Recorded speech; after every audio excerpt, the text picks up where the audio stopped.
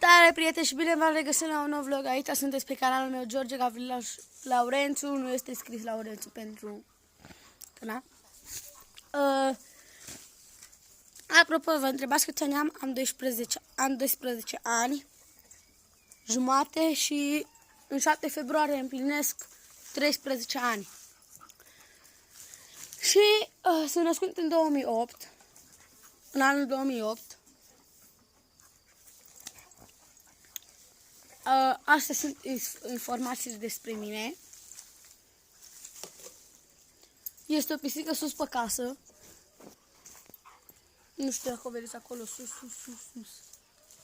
Nu, a plecat. Aici sunt căței care se bat. Adică se joacă, nu se bat.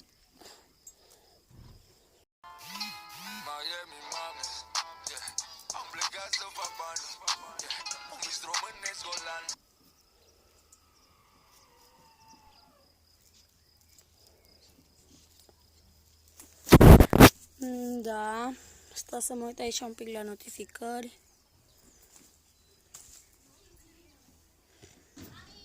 Bun. Haideți să strângem de data asta 15 abonați. Hai că nu v-am dat așa mare scofală. Și să strângem 30 de like-uri. Dacă strângem 30 de like-uri, eu fac Q&A. Peste o lună o să fac Q&A-uri. Dacă strângem 30 de like-uri. Dacă nu, nu o să-l fac.